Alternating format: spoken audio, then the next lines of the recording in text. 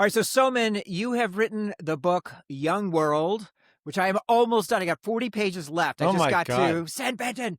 But this is a book about a revolution of the youth seizing government and power, starting with the 17-year-old president. So I guess my first question is, what's wrong with the octogenarians running things right now? Oh, they're doing such a wonderful job. Yeah, I mean, how dare we suggest that anyone younger than the age of 120 ever be Yeah. president?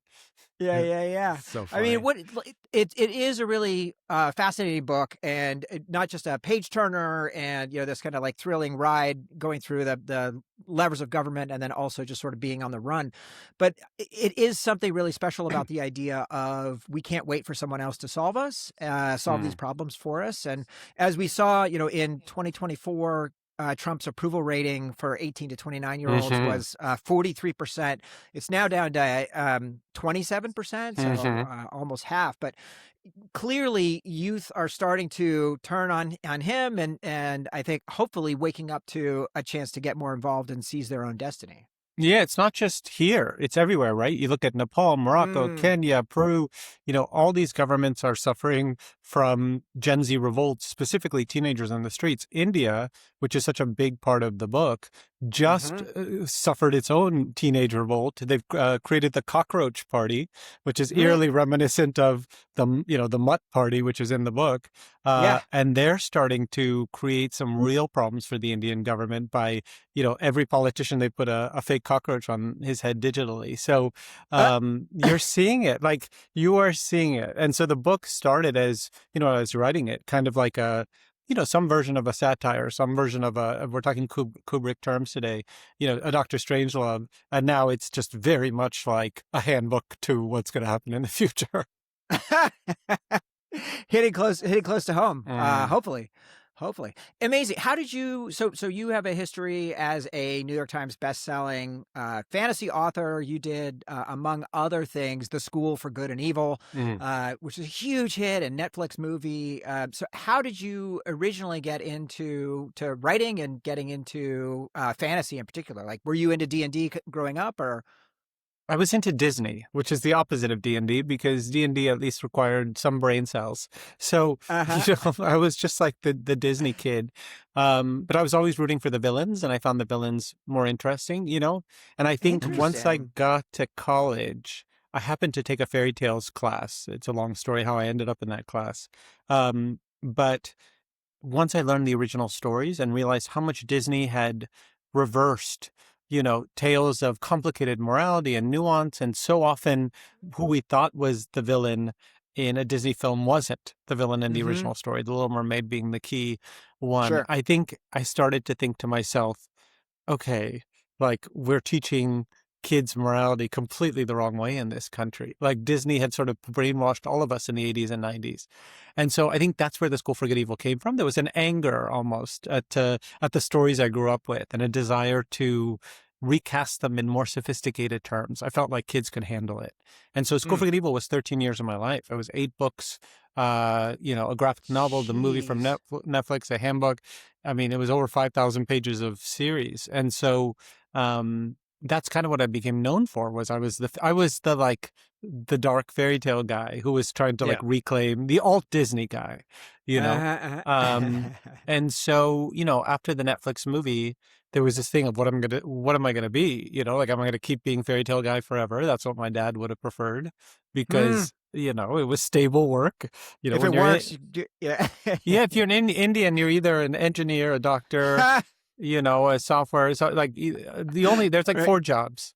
right, right. Writer is not one of them. So the idea of like steady work for the rest of your life, doing the same thing over and over again, that sounded amazing to him. Um, Mm. so, and of course, I rebelled and didn't want to do that, and so Young World came to me because I think I started to see kids changing so much in my 13 years as a young adult author. I had a kind of deep relationship with the audience and Mhm. in all my travels and touring and everything. And I could just see teenagers were so much more unhappy than they used to be. Mm. And I don't think they knew why.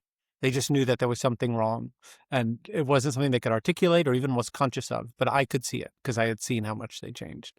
And I think, Say more about that. Like, what did you think? What did you see? What would you describe as the change there, the delta? I think the main thing was kind of the cynicism. Like when I used to go into schools, even with teenagers, they used to be kind of like buzzy. Like they were a little awkward and weird and goofy and had their kind of individual personalities. And now everyone felt like they were in a straitjacket. They would just kind of stare at you with this hollow stare. Everyone was afraid of being cringe. That was their desperate fear of like anything that might be caught on camera that made them look uncool, And what I started to think about is the idea of the algorithm, right? So they're all hooked into the same algorithm. They're all watching the same videos because those videos have been pre-approved as popular. And so they're only watching stuff that's popular, which means they sort of have a hive mind, hive style, hive everything. And teenagers used to be all about individual discovery, individual rebellion, Right. like, and without realizing their rebellion is turning into conformity, like even when they rebel, it's to a trend.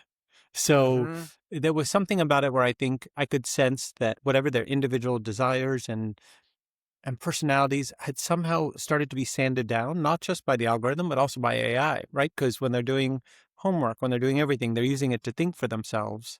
And so that they don't realize it, but something inside them's starting to revolt against that whole way of being, the machine replacing their brain and personality. And I think that's what's causing the anxiety, depression, sort of misery that you see in that generation.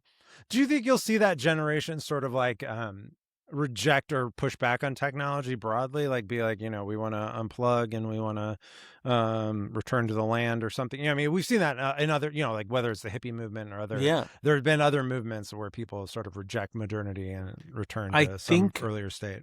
They would like to. I think that is the if you ask what generation is the most fascist about not letting their kids use phones, it's teenagers. Teenagers are the ones who say, like, if I have kids, they're not allowed to use phones. I think my instinct, and there's no data to support this, but my instinct is they are powerless to the addiction, to how present it is in their lives. And as much as they would like to not be on it, they just are. And it's their whole life. Like how, it's very difficult just to be like, I remember I listened to an interview with Zadie Smith, who's just like, I still have a flip phone. And like the only time when it's a problem is like when I'm like lost at night at a party in Brooklyn and we have no way to get home. And like, like then we have to try to figure out how to get to the subway without maps or like the ability to call Uber. I was like, good luck. I guess that sounds cool. But like, it's a way different to be like, her than it is to be like a 12-year-old or a 14-year-old. There's entire social life. Well, she points out, I love Zadie because she's so good about articulating the issue. And what she also talks about is how good the phone is at being the black goo in Spider-Man that finds your weaknesses eventually. So before, she points out that girls were the number one, population tormented by the phone, right? It was about making them feel ugly, worthless, so they would sell in order to buy beauty products and whatever else they were selling them. The boys were immune. They were playing video games. The social media could not reach the boy's mind. And I think in the last 2 years, the company's figured it out. And now every boy, it's like they're getting the peptide ads and the steroid ads and the looks maxing guys. And everything's about making boys feel that they're small, that they're weak, that they're not masculine enough. Like, like everything that girls suffered, now the guys are getting. So, I mean, it's impossible to beat. And it's when when I'm on tour for Young World, I go into 3 high schools a day and I'm telling these kids, I'm like, and I do these big presentations for the whole school. And I'm like, I wish I could tell you, you could beat the phone. You cannot. Like you will lose to this thing. And so what do we do when you're gonna lose to AI, you're gonna lose to the phone no matter how much you resist it. So what do we do? And that's my intro to talk about what do we do?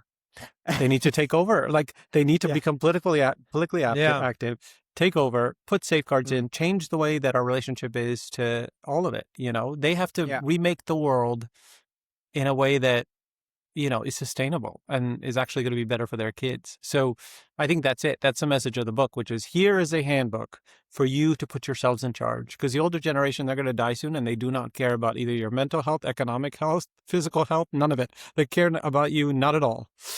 So that's the message, unfortunately. Yeah, with I just got to the portion to Benton telling Charlie, nobody's going to do it for you, Yeah. and that we all. It's easy for us to say like it can't be that bad, otherwise it would be getting fixed, or That's we're it. going to do our part. We'll donate, we'll do some stuff, but we really have to be more actively involved and participating. It's on us as the olds as well, to help out. Yeah, and also to empower the young people, because no one takes young people seriously. So that's why it takes somebody older to be like, they should be in charge. They really should. And I think the reason, sorry, hold on. No, we can edit out the you dying from holy shit. Okay. Yeah, it's no problem. The other important thing, I think, is the fact that the reason the older politicians don't want the younger people to even run is because they know they're going to win. They know they're going to win. So there is this fear of letting them into the system. Right. Right. It does feel like it's starting to turn. Like I'm certainly kind of like eagerly awaiting, a primary in 2028 in New York for senator, where I hope we can get, kind of like the most high profile changing of the guard possible. I think she's running for president. Yeah. Yeah. I'm worried about that. I'm worried about that just because I like have a hard time believing in my own country. But I very much, I was hoping she would run for Senate, or I still am hoping that she would run for Senate. Think she would win, because the way America works is we revolt against what we had before. We're never happy, right? And so we always go to the extreme of what we last had, the opposite, right? So what is the opposite of him? Of an old fucking white guy, asshole. Yeah. It is her. It's her. So something about just trend lines and the way things work, I feel like that's the direction things would go in, I would bet on it for some reason, even if I don't believe it, but I would bet on it, if that makes sense. It's Jace, a weird what do you think? contradiction. What do you think, Jace? I'm not ready to unveil my 2028 predictions yet.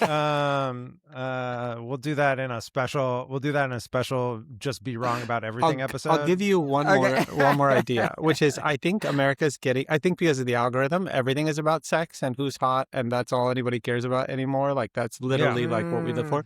And so there is a version where John Ossoff wins just because he's sort of Clark Kent looking, and I feel like there's enough memes to be made of him looking hot where he could just win on looks alone without saying anything. He could be like Biden in the basement where he doesn't talk. Yeah. I do think you need to be hot. I think it is important to be for charismatic to kind of translate across multiple media and immediately. So I think like folks who do that is I suspect will have a leg up in this one. Mm-hmm. Yeah. Cannot wait to see. I mean, I would love to for you to be right. I'll tell you that. And I would be happy if she were the nominee. I would be happy to support her all the way. So, so we will see. Well, we are so excited, Soman, to have you joining us for the pod. And we are covering, we had a wide list of stuff for you to pick. And we've been doing after 6 years. Jason, tomorrow is our 6-year anniversary. I know. It's on my calendar. Shit. That's crazy. It's crazy. It's crazy. It's the second oldest of my children. Exactly. Yeah. And so after 6 years, we are in the summer of Jason, where you are finally getting to pick our movies. Yeah. And one of the ones that was on the list, Soman, you immediately picked it, is Stanley Kubrick's final film, Eyes Wide Shut. My favorite, one of my favorite Stanley movies for sure. Yeah. Well, we're going to get all into it in just a few minutes. Before we do, just a couple quick pieces of business. First of all, Jason, next week, the summer continues as we cover, this is very exciting, Don Bluth's 1982 animated classic, The Secret of NIMH. Wow. So exciting. Really great. Really great. Really great timing. I don't have a huge attachment to this film. Like I saw it and I liked it, but like it was not one that I watched a bunch of times. I have a huge attachment to this film. This is the summer of Soman, Jason, this baby. one do anything for you? Secret of NIMH? Yeah. I remember watching it in I don't know if in the theater or something, but it's a dark movie. It's dark. It's non-Disney. Non-Disney. And I think, Disney, I remember being quite taken with it, Yeah. Some characters are about to get eaten at any time in this movie. This is a movie in which protagonists are about to get eaten repeatedly. It's pretty good. It's pretty good. Nice. Nice. Well, so that is very exciting. And then this is the insane part. We have joining us for that the writer and producer legend from Batman, the animated series, the creator of the character Harley Quinn, Paul Dini, is joining us. Paul Dini. So, holy moly. Amazing. How lucky are we? That is going to be incredible. And that is next week. Whew. Can we do some quick Hatch news? Hatch news from beyond. Now listen. Soman, you join. Like, I'm just gonna preempt Hatch news with just a brief disclaimer, just a brief table setting. You join us at a very vulnerable time. This is not a state. This is not a state in which anyone should really be witnessing us. And so you're just gonna. We're gonna get through this. It's gonna be painful and difficult for all of us. But a new Star Wars movie has come out and it's not very good, and we have to talk about it. Like that's the context in which you find us. I haven't seen it. I feel like I lost faith in Star Wars after the Phantom Menace. I never really came back. Wait, have you not seen Andor then? No. Oh, I just wow. thought, Okay. Good news. All right. Good Okay. news. We'll get to that later. We'll get to that later once you've established your trust in us. So The Mandalorian Grogu came out this weekend on Thursday. Matt, where do you want to begin?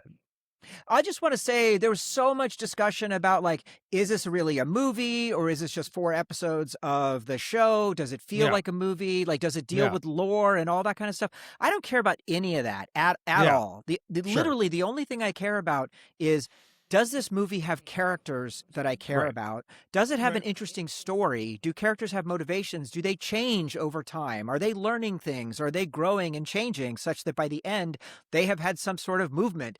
And none of any of that, like zero. No. I mean, I do think like that is the peg on which I would hang that it's not a movie aspect of it, which is just like the movie like exists in sort of a closed time loop where it just doesn't matter that any of this happened. Like, it doesn't matter to the characters, it doesn't matter to the events in the world. It leaves you with it's uninterested in having a theme.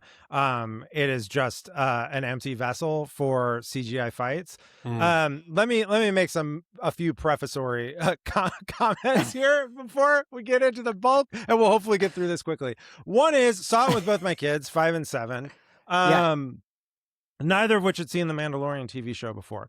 Since seeing the Mandalorian, we have watched all of season 1 and all of season 2 of The Mandalorian are now partway through season 3. Griffin has declared that The Mandalorian is his favorite Star Wars character of all time because he has all the weapons.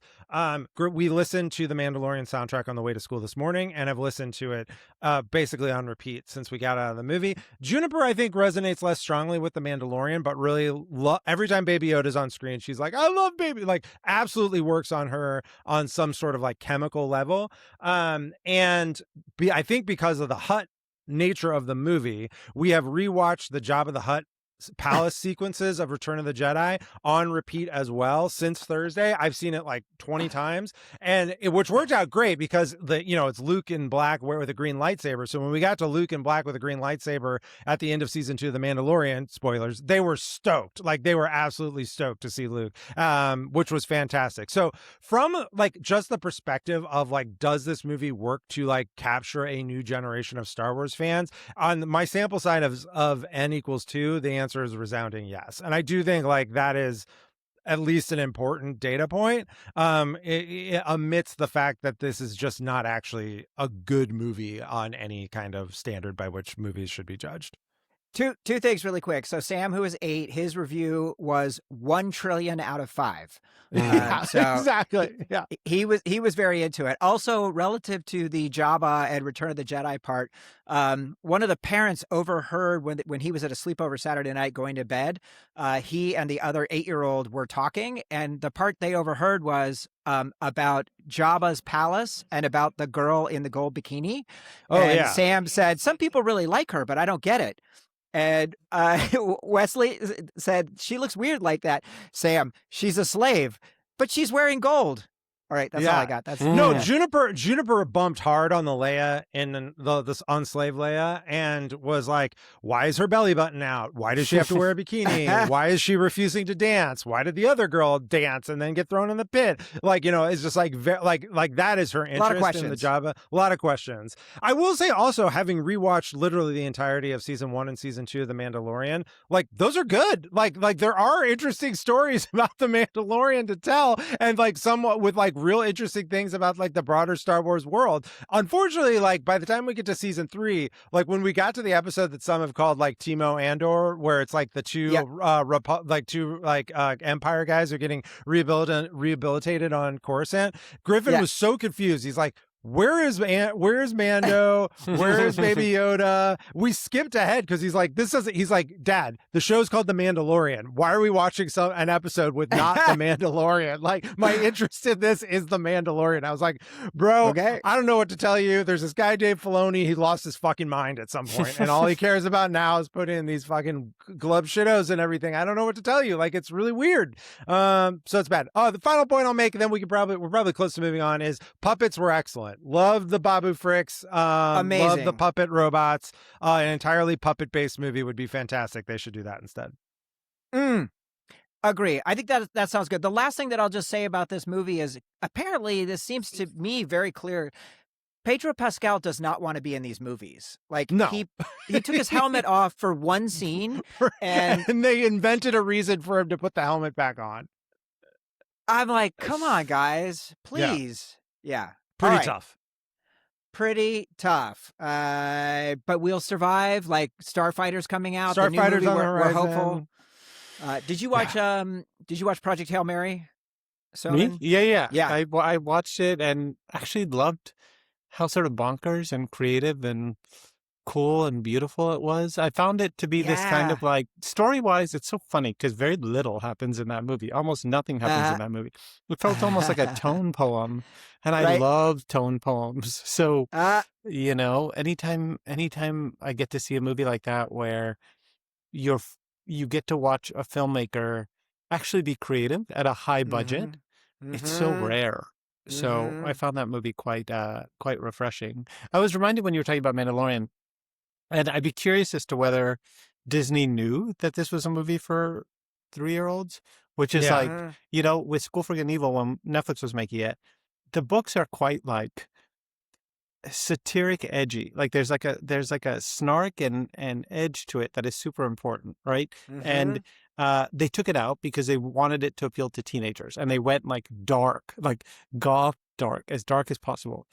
And I kept thinking to myself, goth dark seriousness does not appeal to teenagers. It appeals to kids, adults, to kids. And so the target audience, and it was a PG-13 movie. They wanted like 14 to 18 was their big thing.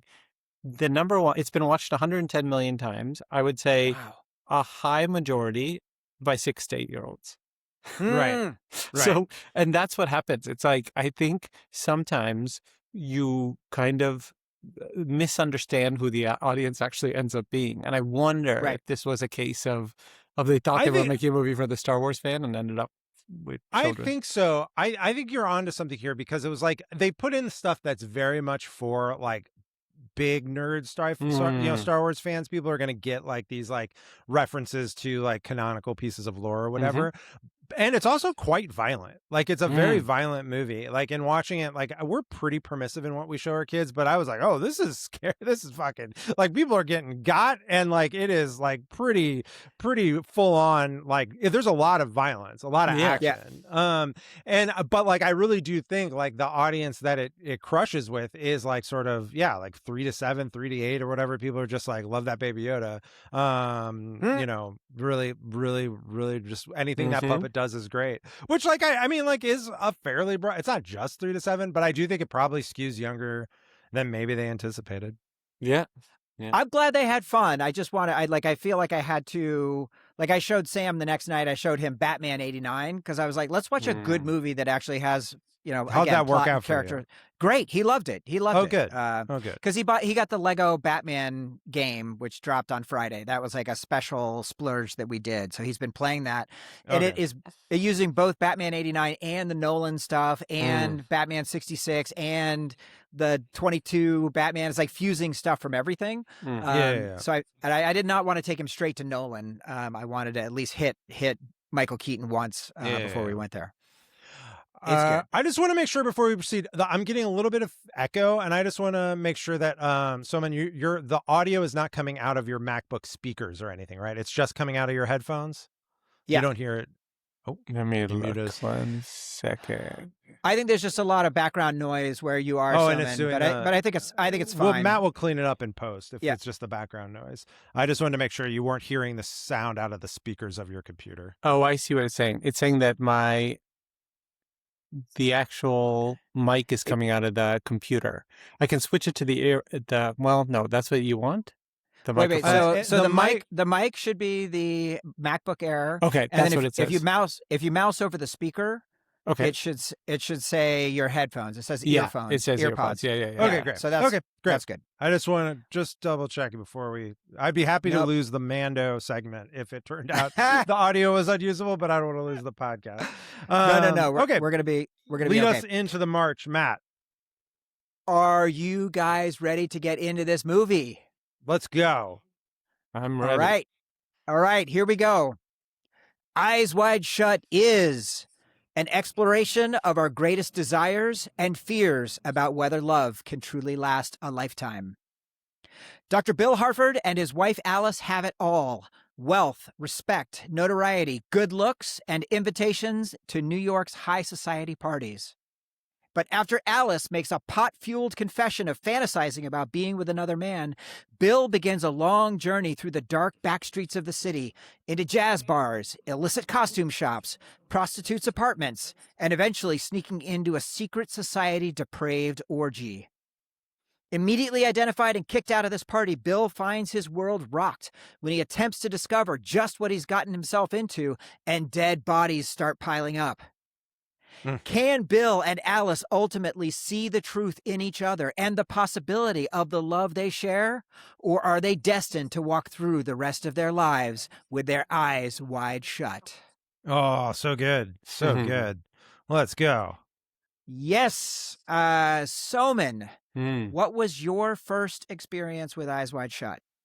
My first experience was I was in college. I was working for the Harvard Crimson, so I was the arts editor. I kind of managed that whole section, which was an interesting story because pre me taking over, it was a 4-page section that came out once every 2 weeks, and it was highly pretentious. It only covered like art installations in Cambridge and and like I was Mr. Pop Culture. Like I was Madonna obsessed. I was obsessed with like TRL on MTV. Yeah. Like, I got an Entertainment Weekly subscription to my Harvard dorm.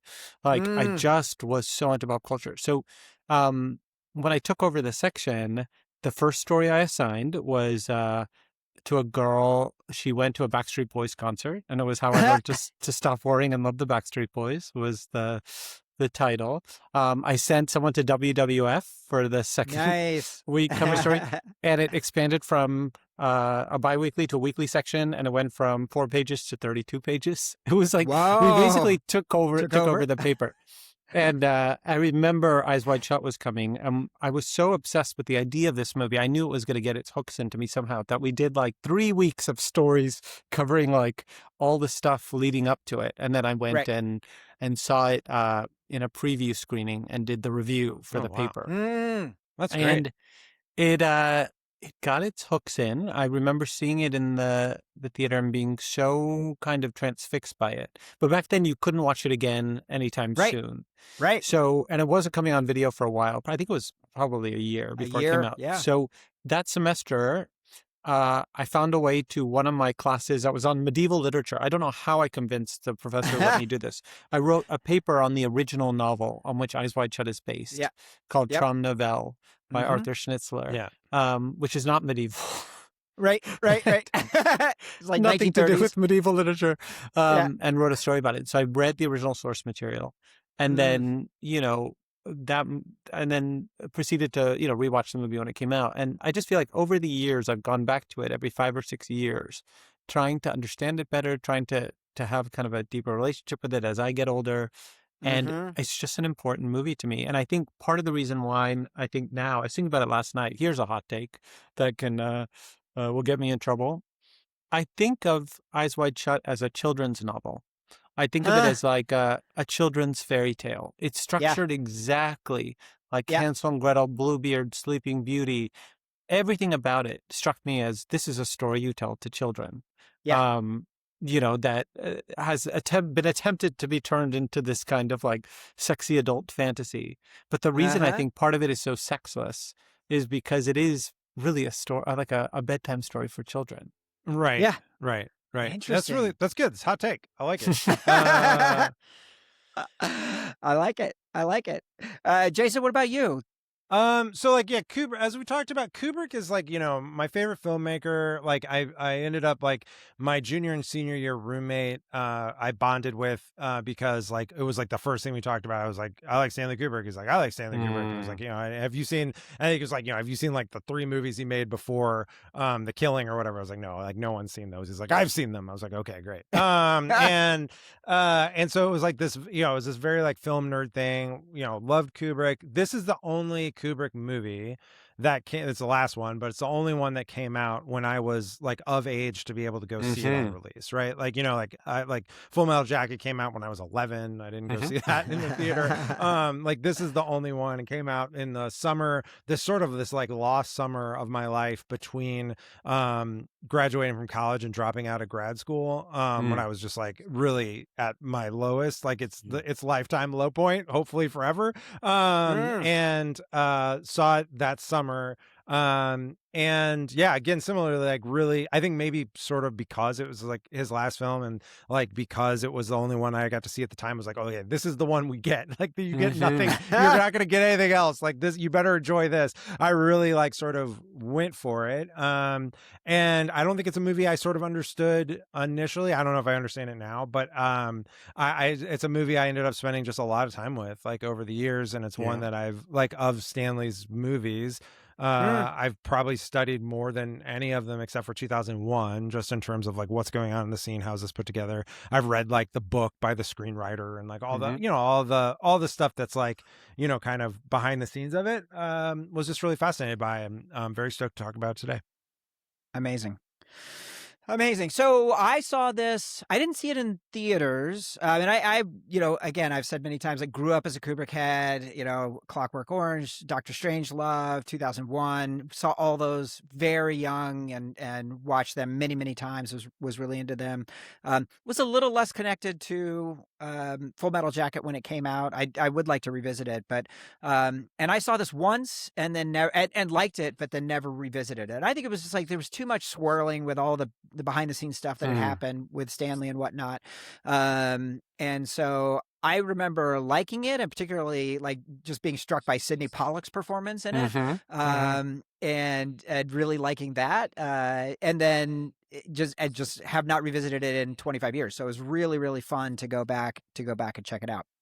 So I'm going to do the tightest behind the scenes, because really we want to talk about the behind the scenes, the Stanley of it all. In front of the scenes. Yeah, when we get there. But so as you called out the novel, this was an obsession of Kubrick's back to 1968. Right after 2001, he got the rights and wanted to make it. At one point, he'd considered Steve Martin playing Bill, which I think, needless to say, would be a different picture. But Jason, I was going to hit on this. Frederick Raffel, his collaborator. So hit us up. You have a good time when you're working with Stanley.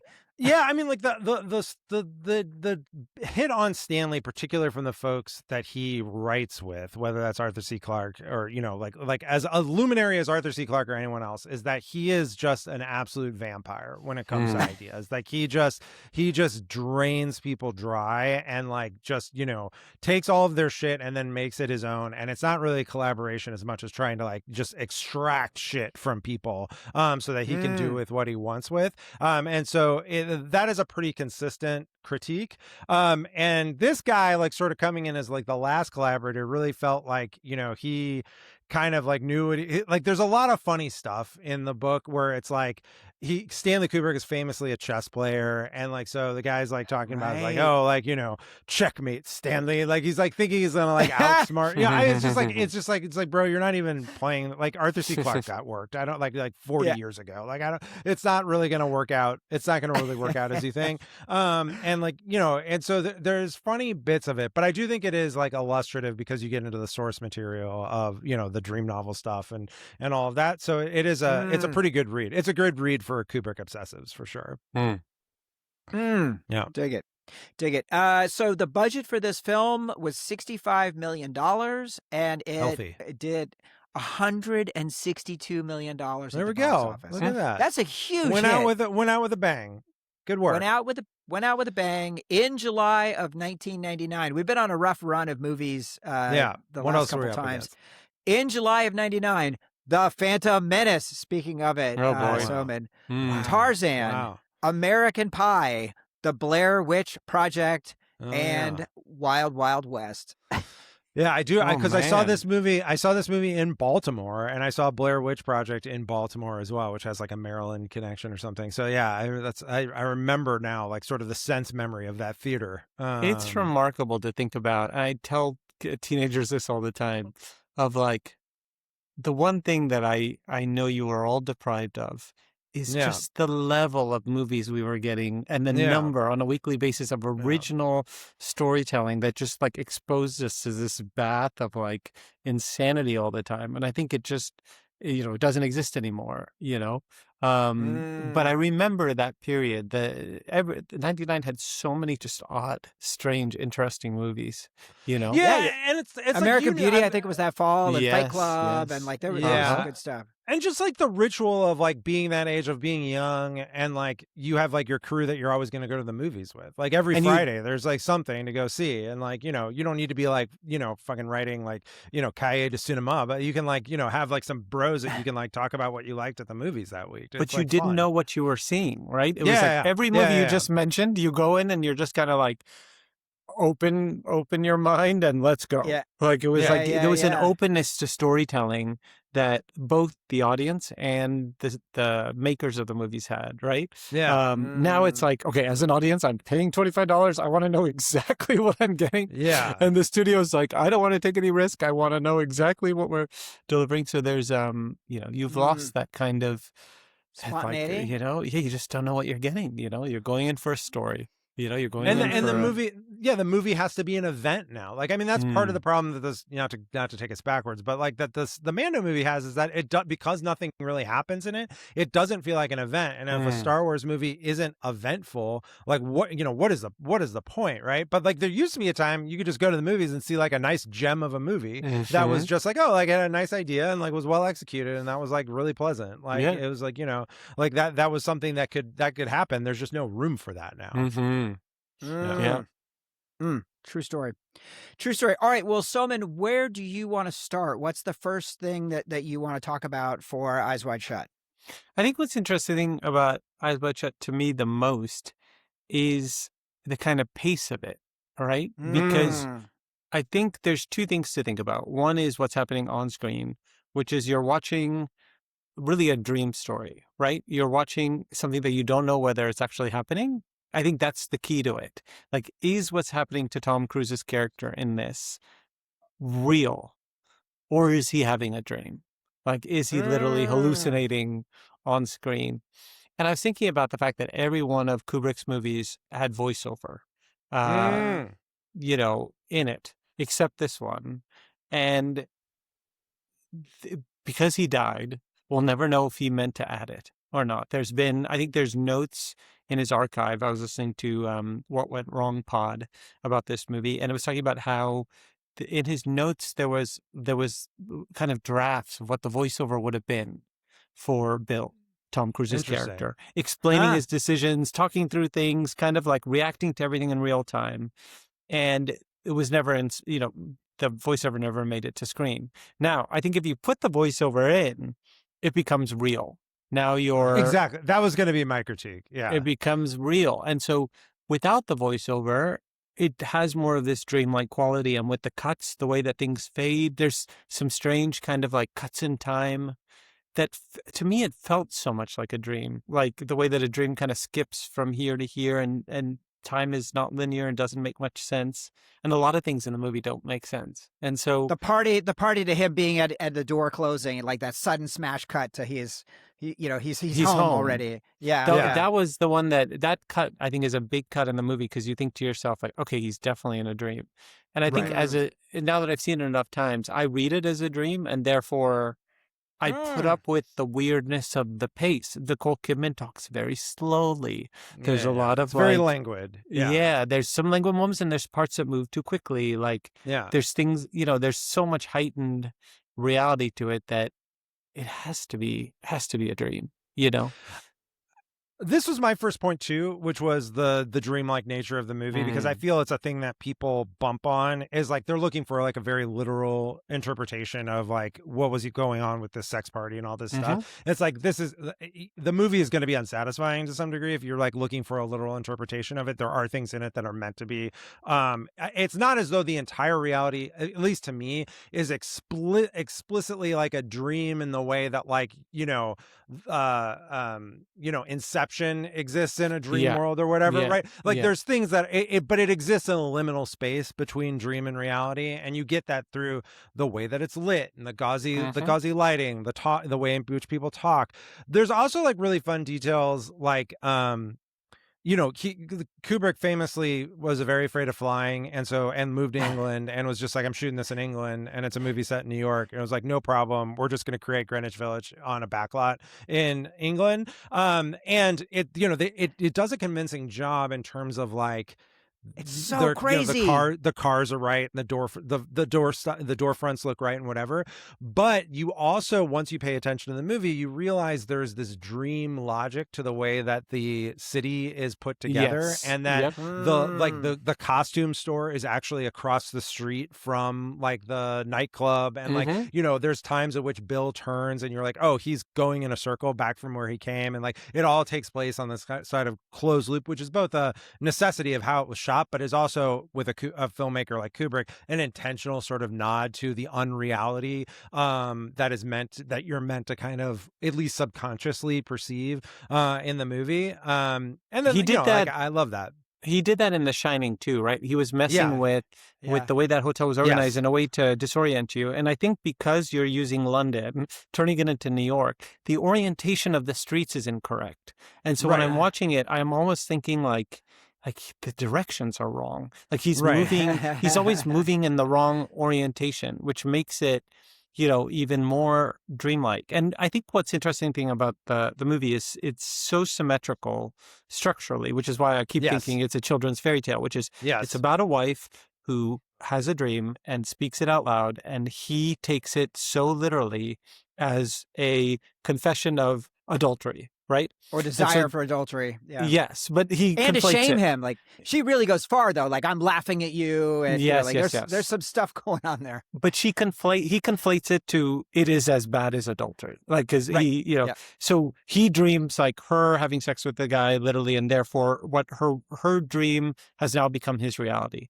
And in this case, it's like he is living this dream, which didn't actually happen, but now he believes he is tainted by adultery. So it's almost like he gets the punishment that he is assigned to her. It's all very Freudian. There's, which is, you feel in the original book too.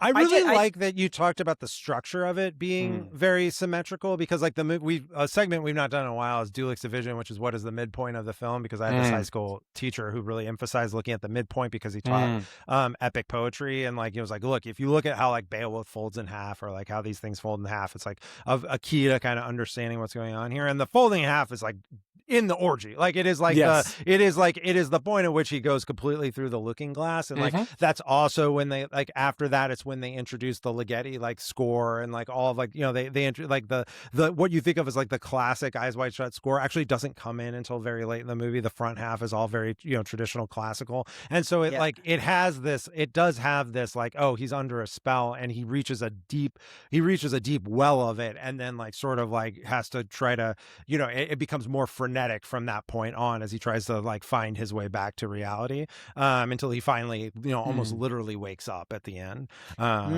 Yeah.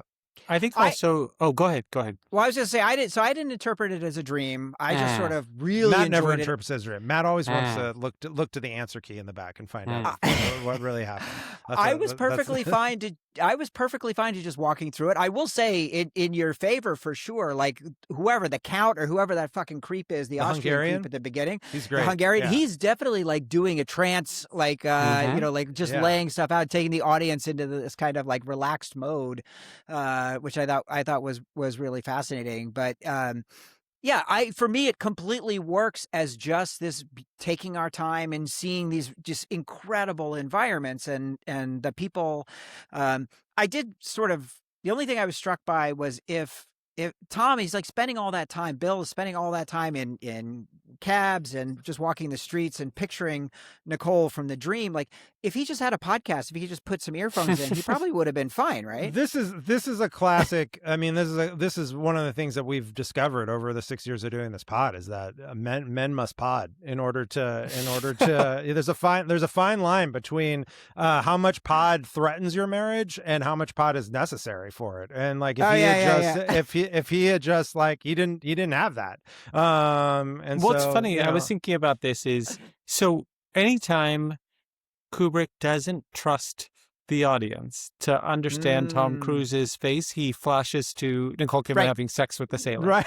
It happens so many times where you're like, okay, this is the motivation. But part of me also feels like that if I had to say one thing that ruined the movie for me, it's those kind of flashes to having sex with him, because it somehow makes it takes you out of the dream state. Yeah. And I think it's a cheat. It feels like a cheat. Whereas, and they're getting more graphic as it goes on as well. Like it's just heightened. I'm like, you don't need it. But the behind the scenes is so fascinating of this part too, which is like he hired this very hot model to be the naval sailor that she has sex with.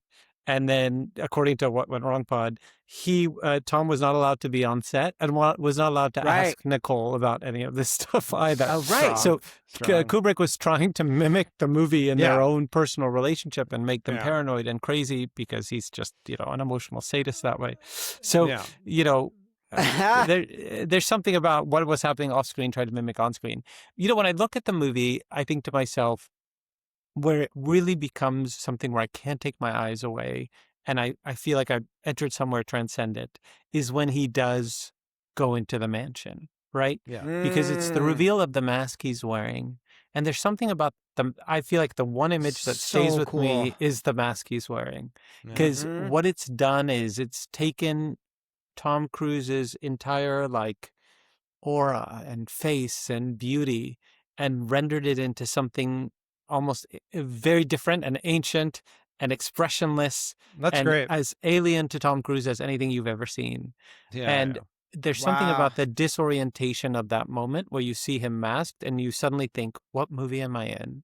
Where am I? And I think the audience goes, it's the only time in the movie, that section in the house, where I go into a dream myself. And I think like, okay, I'm in space, I'm floating, the music, everything becomes very different tonally than everything before. And to me, that 10-minute sequence in the orgy thing, which has gotten too much play just in terms of critique and analysis and all that sort of stuff. But if you just look at it kind of with a blank slate, it's an amazing 10 minutes, Yeah. I think this is a really good point. And like the role, I mean, obviously masks as an explicit metaphor in and of themselves, but then like the way in which he's able to shoot like these long, slow glances between the characters of like, these moments of recognition, these subtle nods. And then when he gets caught, like these reaction shots of the masks, like being, shocked. It's like this, they're echo so cool too. It's scary looking and it's this echo from the beginning of where Nicole Kidman is attempted to be seduced by going to look at the collection of Renaissance, go have sex with the Hungarian in the Renaissance bronzes. It's just like, like all of a sudden everyone becomes like sort of this statuary park of these very like evocative, otherworldly creatures. I agree. It's completely, it is rip your face off cinema. He's like, okay, because like let's go for it. Also the way that you're so used to masks in cinema, because there's so Yeah. many movies where they wear masks, Right. representing the character. The Right. masks Right. like are a double Right. for the character. They're chosen specifically. And so for him to choose something that is so alien and that is so apart from him makes the whole sequence so immersive, because I feel like the mask becomes the audience. Like you don't recognize his eyes. You don't recognize him at all. And so I almost become that. I become him in that moment. There's something about that choice of mask that immersively strips Tom Cruise out of that movie, and now you are there. So when he takes his mask off, when he's forced to by the head of the whatever it is, you're kind of startled where you're like, oh shit, it's Tom Cruise. Like, is Tom Cruise in, like, what the fuck is Tom Cruise doing in this this place? In my dream. Yeah. It's so shocking and so well done that you've forgotten who he is, what he's doing there. You've entered the dream yourself. And it's sometimes I think like, oh man, like if the movie had been able to sustain that feeling all the way through, you would have had the best movie of all time. Because I really think that 10 minutes is sensational. I like how these guys are like LARPers. They're into this party, this elaborate thing that they're doing, their rituals, like all of that stuff, which I assume is probably like some Golden Dawn shit or whatever. Or but like the sex is so strange, right? So, I mean, let's talk about it for a second, because I think the thing about it is it seems to me like dream sex, right? Where there's nothing. It's almost like happening in a silent movie, and it's like a, how would I describe it? There's something about it that feels completely synthetic and not actually real. It's Right. I had a different take on this. This is part of my bullet was called "Let's Play Sexy or Not Sexy." So obviously there's a lot of focus around this movie and this giant orgy and all this stuff and this big sex thing that's happening, and we'll get into the Kubrick of it later. But the idea of standing around an environment watching people have sex, or much worse, the idea of having sex in front of other people while people are watching, like that is, I can't think of anything less sexy than that. We're just getting into personal preference now. I'm sorry, I'm just telling you, for me, like that just felt so weird and deeply uncomfortable that I'm like you live in like the liberal white heaven Marin of Marin. County. I guarantee there are some people standing around watching people fuck right now, like within like a mile of your house. Like there's some weird shit going on. But I think it's because it's so it's so funny. It doesn't strike me as exhibitionism as much as like a lottery system, right? It's like you are picked, like somehow there's like a sign, right? You are picked, you therefore have sex with somebody, everybody watches, and so it isn't an orgy. The fact that it's called an orgy is not correct. Right. Fair. It's something else. It's like I don't know. It's some sort of like culty, like when your time is up, you're on stage. It's like a performance almost. Right. Yeah. Right. I do think we're getting close to some revealed preferences by the auteur here, where like the way in which the women are shot is not unique to Eyes Wide Shut. Like the idea of like full frontal nudity, like sort of like the statuesque, like nude exposed breast woman is like a recurring Kubrick motif, and like something that like it like the and I think there is an element for him of the staginess of it that is of interest, and like the literal kind of objectification of the women. I think there is something to it. I also think the idea of creating a fantasy that is a performance where like everyone is kind of bought in, like as Matt says, like LARPing. I think that is something that like he's interested in like sort of playing with.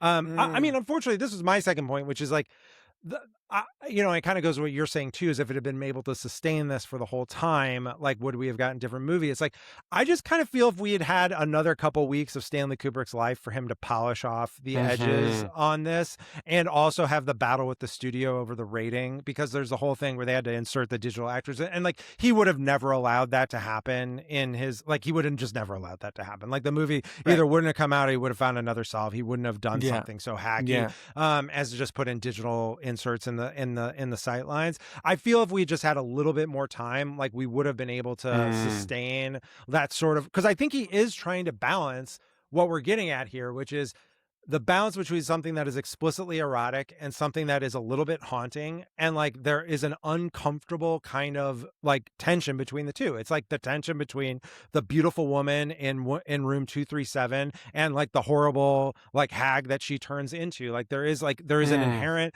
like threat of the eroticism that he's presenting, and I feel like if we'd gotten a little bit more time with him, he would have been able to tease it out further. The other interesting thing is to think about the history of the project, which is that he wanted initially to do a sex comedy, right? He initially conceived, this movie as some kind of like Woody Allen-esque, sex romp, almost like French style. So like a sex farce. And so the idea that it went from that to something that might be the most serious movie I've ever seen. But the movie ends on a joke almost. It almost ends on like a last line joke. So there is something in the DNA where I think he might have wanted some element of comedy and farceness to it, but then absolutely went in the opposite direction, Yeah.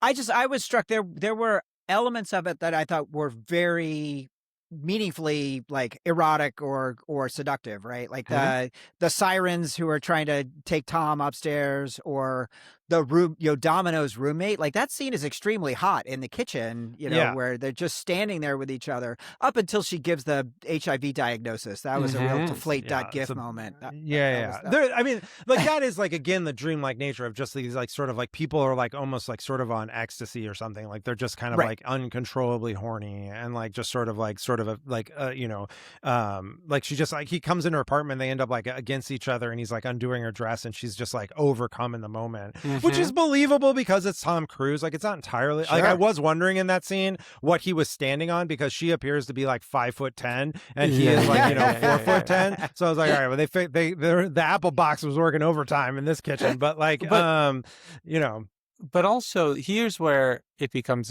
a children's fairy tale, right? What is the moral of this thing? The entire movie is designed around the moral of don't cheat on your wife or cheat on somebody, because if you cheat, you die, you get AIDS, you disappear. Like, it's just like all the, he constantly narrowly avoids something horrendous happening to him. Right. By not actually going through, whatever it is. So there's this kind of like Hansel and Gretel aspect to it, which is like he gets close to eating the candy on the gingerbread house. Then the phone rings or whatever. When the phone rings and he's always saved. So that's what gives it this quality of like, what's strange to me too is it feels quite moralistic. Like there's an axe to grind somewhere in here, Jason, what's your next point? Did the final cut, did the dream one. I will talk, I think it's interesting to talk about like sort of point that someone alluded to, which is the cruises, like the fact that it's like Tom and Nicole, like, and that like, there was like, he did kind of fuck with them. And then and then like their marriage like famously failed. And so there's like, he does like, he keeps them on this set for like 1,000 years, like filming this movie, like doing his classic, like we're going to do 1 trillion takes. And like, it's just, it is like one of the longest film shoots in history. And he's keeping them in this like state of, erotic tension and like, distrust and, like suppressed malevolence or whatever to each other, which is pretty wild. And like the explicit manipulation of like, I'm going to film this with this hot actor and you can't come on set. And then he also, like the other element, he puts in a lot of gay panic stuff in the movie as well, which is like a big undercurrent in the Tom Cruise Nicole breakup. Like, he gets gay bashed on the streets of the village, and then like Alan Cumming, like, is like maybe Dr. Bill is here for me. And like, and there's just like a lot of like, is like, is Tom Cruise / Dr. Bill being sort of like feeling his heterosexuality is being threatened in a way, so he has to perform. He has to perform like in a certain way. He has to seek out like, sort of resolution with a prostitute, any prostitute, even if it's not the same prostitute, whoever's home to take these donuts or whatever. And so there's and like, again, like that in of itself is interesting in the context of the film and this dream of like anxiety and like whatever might be going on for Dr. Bill, the character. But in the context of the Cruises relationships and like, like it takes on this kind of like outsized meta narrative, which to me as a viewer, that's fucking that's the hottest shit you're ever going to put on screen is like, when it crosses over to the other side. So I love that aspect of it. Yeah, and there's another piece to it too, which is there was a Scientology observer on set the whole time, kind of love that taking care of Tom. And so you can imagine, when I was listening to What Went Wrong, they were mentioning the fact that you can imagine this situation where for years Tom is shooting this movie, getting more and more insecure because Stanley's shooting upwards of 70 and 80 takes with him regularly that he is not doing with Nicole. So he's doing it specifically to torment Tom. And you can feel like the idea of Tom then gravitating more and more into the arms of Scientology at a time where he's the most insecure, that then leads to the rupture of the marriage over Scientology, really, because it's a key element. And her being labeled a suppressive person and him, you can see it. You can feel I love that you have the link. It's important to me that you have the jargon correct. I love that.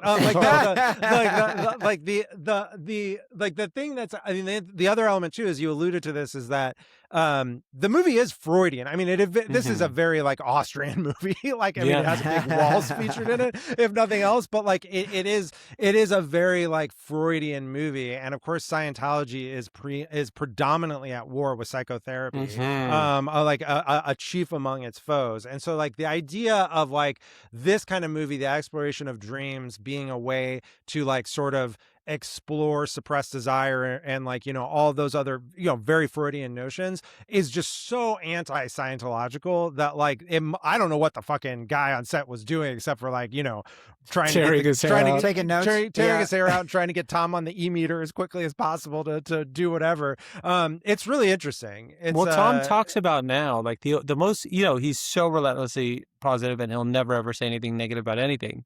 He did admit at some point that he really didn't like playing Dr. Bill, and he didn't like the experience of that character. He didn't like the character. He said he didn't like playing the character, but he would do anything for Stanley. So for him to go that far to denigrate a character that he played, I think gives you insight to how kind of miserable he was in this particular environment. Especially, I'm sure he said this post, big Scientology embrace.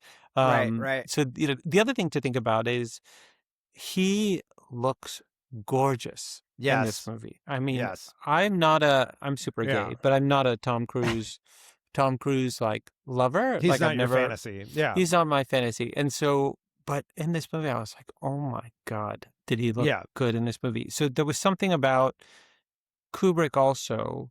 Originally, Kubrick wanted to cast Woody Allen in this movie, and he wanted it to be psychotic decision. Totally the opposite. I think he wanted to stand in for himself, and he thought of Woody Allen as a reflective of himself. And I think he ultimately shifted to this idea of like, no, he wanted someone that the audience would, because he wanted an insecurity in a character and an actor that you wouldn't expect. He gets a hell of. Listen. It might have broken the man and the man's marriage, and the 70 takes sounds tough too. But the performance is fantastic. Tom Cruise is absolutely fantastic in this movie. Tom was 36. He was 36. Wow, so right. Young. And he does this. His run right now. He does this. He does Magnolia. He does Vanilla Sky. Like he was on fire. And then things kind of like fell apart for 10 years, and then he came back and like was all into it. Her performance is interesting. Every time I see the movie, I'm like, I come away having the same question: is she good in this movie or is she bad? I cannot answer that question. I will I don't confess know. Maybe a bit of both. my dominant takeaway was she is so fucking hot in this movie. Like it's just like she is. unreal. It's just like I think like also because Nicole Kidman's still in our public imagination, she still looks great. You know, like not to just make it all about her looks, but like I like prime Nicole Kidman was like absolutely unreal in gorgeous this movie. Yeah, there's like, a reason the movie opens with her naked. You know, to the point. To your point, I did bump a little bit on this one where she's having the stoned argument with him, and she says like, "Does she ever imagine what like Dr. Bill's Dickie Wiki is like?" I was like a little like there wasn't another take that we had. Did we have another? There weren't 40. Did we have 47 another other takes? option that was a little less ridiculous? Because that seems a little broad to me. I did notice there's a lot of really cool handheld camera work during those scenes. And there's one where she falls over laughing and the camera falls over with her. It's really cool. There's It's some really cool. crazy cinematography in some of those scenes. It's so the whole beginning opening, the tracking through the apartment, and you realize that the sound the song you listen to is you know off the the boombox or whatever. It's just like it's so captivating. It's just like it's so accomplished. He's just so good behind the camera that like it's just a gift. Well, let's talk about this. So there's no director of photography credited. Of course not. You have lighting cameraman Larry Smith. That's why he moved to that's why he moved to England. the UK. It says he stopped having a DP. But he was the gaffer, electrician department guy. Worked on Linden and The Shining, and then Kubrick was DPing here. But this notion of pushing the 35 millimeter stock 2 stops in processing to get the glowing hazy look, I found that hazy look during the party scene. I found that kind of distracting. I would love to be able to see this on the screen again instead of on the fucking TV. Like I just feel like if you were in a theater and like that glow is just washing over you, that at that scale, I feel it would just blow your fucking mind. Like I just feel I feel it's a style, it's a look of cinema we don't get much anymore. It's just like a pace of cinema we don't get much anymore, and I feel like to have that kind of glow wash over your body like would be healing. I think they also restored it, right? In 2025, they did some kind of big restoration because the version I watched, tell me if I'm wrong. Did the version I watched renting it on Amazon have the digital figures during the big scene in the mansion? I don't feel like it did. The version that you watched on which one? Renting it on Amazon Prime. So I'm unclear. I think I bought it on iTunes, and then I think what they said is that the 4K uses the international version, but there were a couple of figures very prominently focused in the foreground. So I assumed I was watching an edited version. Interesting. I didn't feel like anything was obscured in what I saw.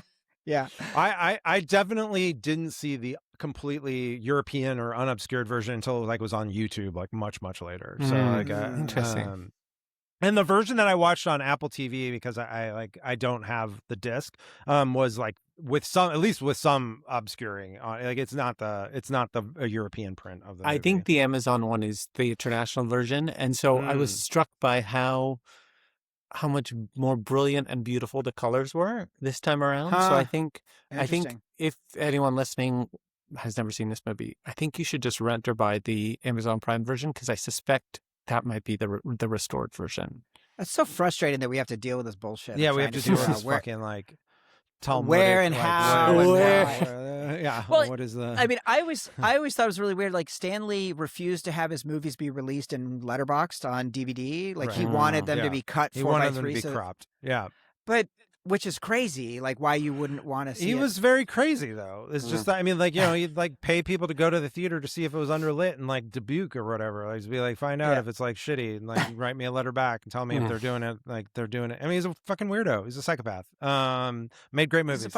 Not fucking enough. Weirdo. And his collaborators, too, really good. So the other thing for me that is so key for this movie, the production design. So we have Leslie Tompkins, Roy Walker. Walker did The Shining. Tompkins did Clockwork Orange and Barry Lyndon. I just like all of the environments. And so my other main point is my dad, Sidney Pollack.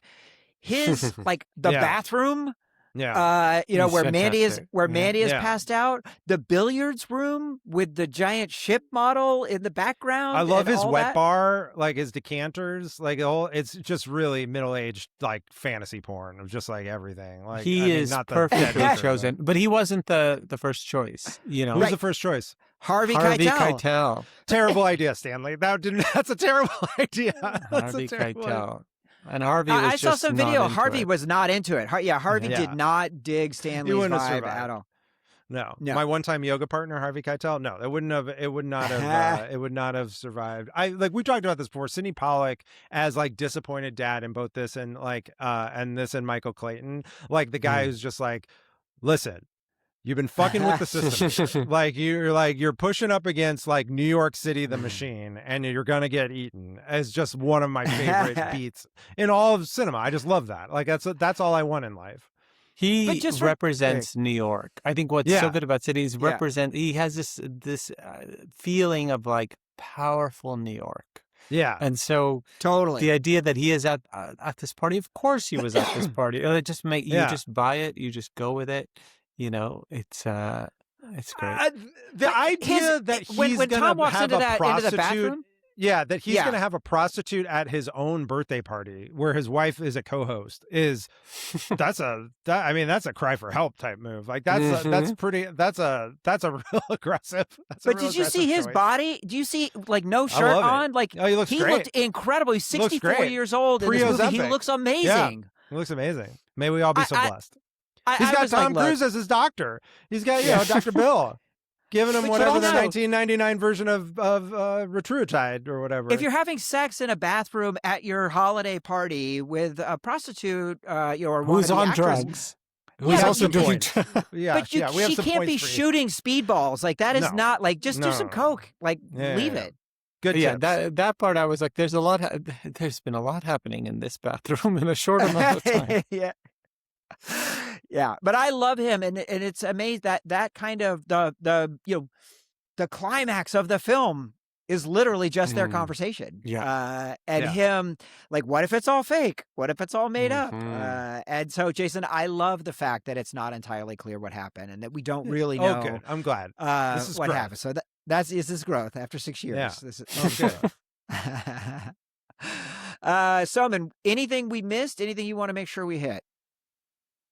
I think I'm trying to think if there's, what's also interesting is when I go back to this idea of a children's fairy tale is like, when you think of a fairy tale, the real fairy tales, like not Disney versions, but like the Grimm's version, Hans Christian Andersen, there's always this episodic feeling of like, you almost get it in the Iliad and Odyssey too, of like, wandering through encounters. Right? That have no significance to the larger thing. It's just part of, and it also applies to dreams, right? There's almost like these nonsensical encounters. So the idea that the patient dies and he almost has that thing with the old niece, and then he, that whole thing in the costume store, there's just these sections that make no sense and have nothing to do with anything. But it is part of like the fairy tale thing of you're into the woods, right? You're in the woods, things happen in the woods. Right. And so that's how I interpreted so much of it, is this idea of like going into the darkness of the woods, leaving home, going in there and kind of having these encounters with various forms of sexuality, right? Old woman, young woman, men, he's basically facing like every kind of sexual threat. And he's either fending them off or tempted by them. And it just also goes to show how much more leeway a man has, right? She had one little dream about a naval soldier. And meanwhile, then he gets to have like 30 possible things happen to him. Like 30 encounters. This point about Into the Woods and like the fairy tale nature of it made me think like I would love to see like a ballet interpretation of Eyes Wide Shut. I would love to see like sort of a like classical form interpretation of this. Like I first of all, I think like of many movies, this one translates pretty well to a wordless form. Like you don't really need, like the dialogue is pointless. And then like I think like something that's like some contemporary modern dance like interpretation of this movie would be just I would be in the audience for. I would be seated for it. There's also the aspect of the title, right? Which is the title comes from Kubrick. which I think is one of the best titles of all time. Yeah. It's just amazing. But Frederick Yeah. Raphael, the screenwriter, hated it and wanted it to be called A Female Subject, Right. which is odd. That Tough. doesn't. Because you're Tough, like, yeah. you're thinking to yourself, Tough. what? Like, it's a bad title, yes, but like, how? Who's the female subject? Yeah. Like, Yeah, yeah. what am I missing? You know? Yeah. So Do you, as a writer, do you have the idea of a title first and then it comes out, or do you have like Young World is such like it feels like such an iconic title? yeah, I don't Um, write do- something unless I have the title. My brain's way of telling me I'm going to write something is I get the title. It's Oh, like, cool. if I have an idea and there's no title, I know I'm not doing it.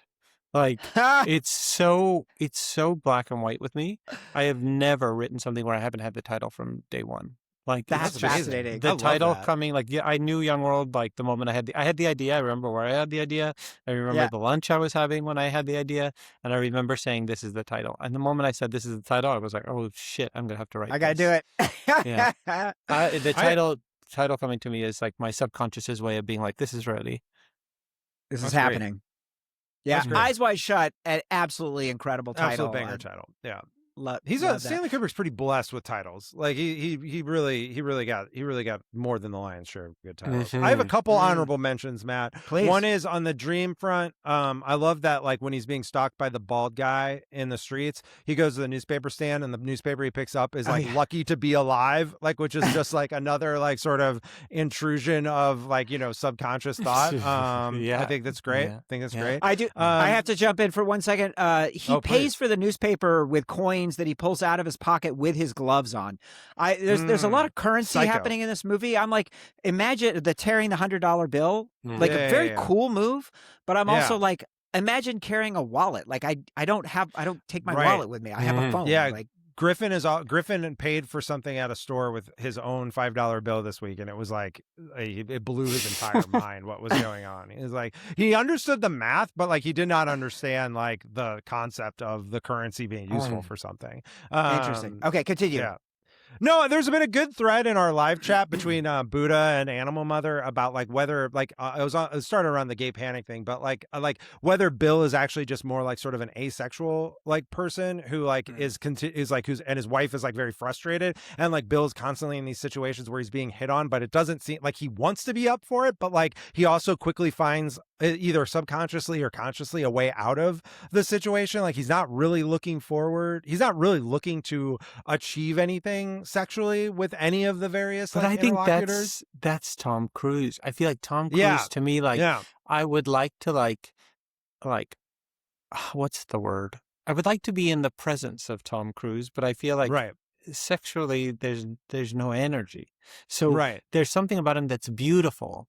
And you Right. can kind of admire him. Like this whole movie, I'm looking at him thinking he is the most beautiful thing I've ever seen. I have no sexual desire towards him whatsoever. You know, Right. Like, I think that's the difference between like charisma and like sex appeal, which are Yeah. related but like separate. Like Tom Cruise, based on everything I've read, is just like the ultimate alpha dog. Like when Tom Cruise is like sort of in a room, it's like clear that everyone is like in secondary position to Tom Cruise and like is just going to. And I've seen this dynamic with other like very alpha characters or whatever, and it's like they like they just sort of dominate a space and are used to like dominating a space and like have the aura that makes that permissible. I think that is true and like is obviously part of his character. But then I think like that doesn't translate to any sort of sexual agency in the movie. It's not actually what he's interested in. He's I looking think for he some is- other solution. I think he is well known though for being really good with the crew. So it's not like he is just like this, alpha dog asshole and Yeah, I like didn't say this- asshole, just like No, alpha. I'm with you. Yeah.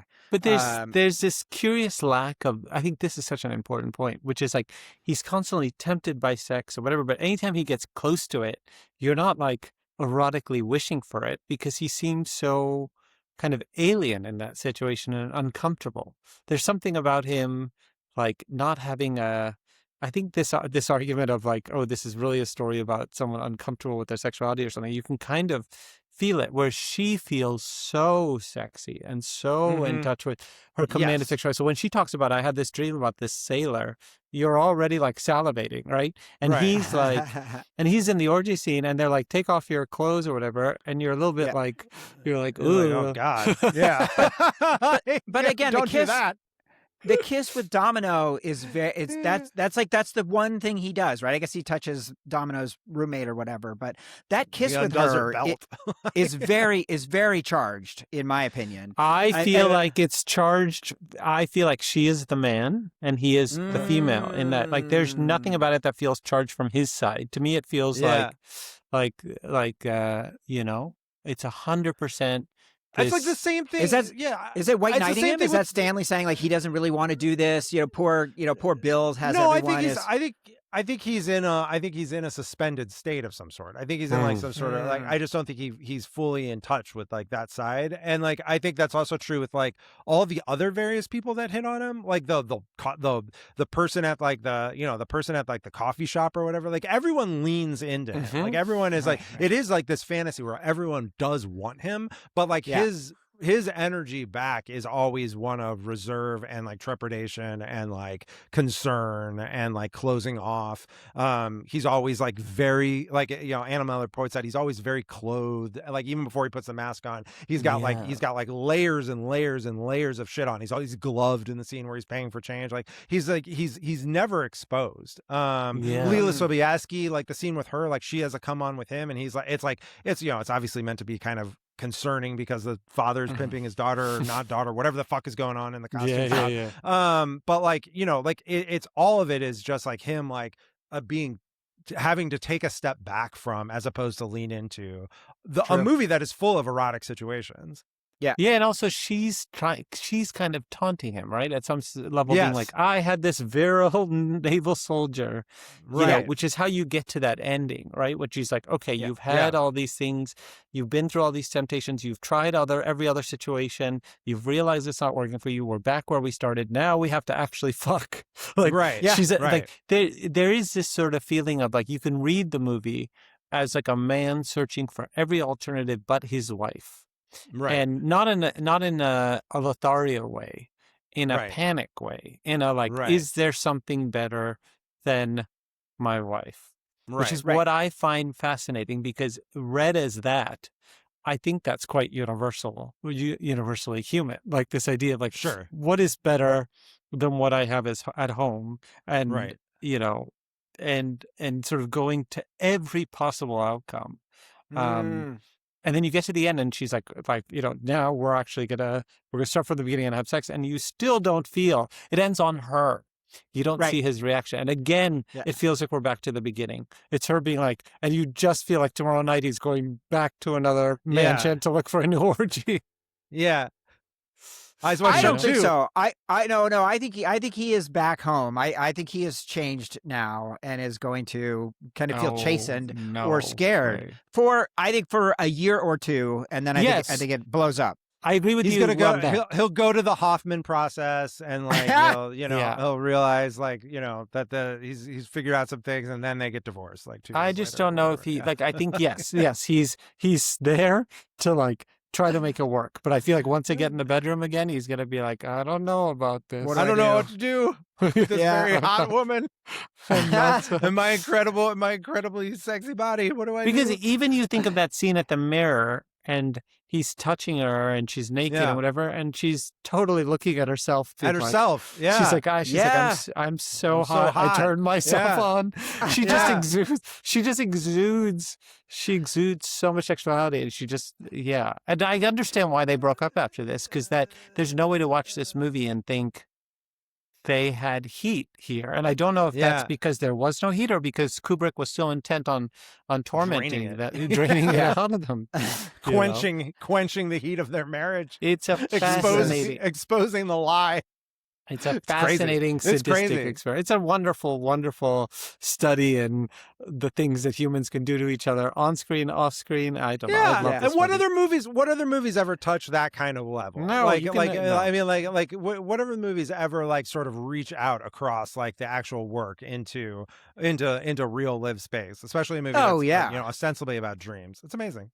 It's great. It's also so fun to get to talk about this kind of stuff because I usually just only get to talk about like.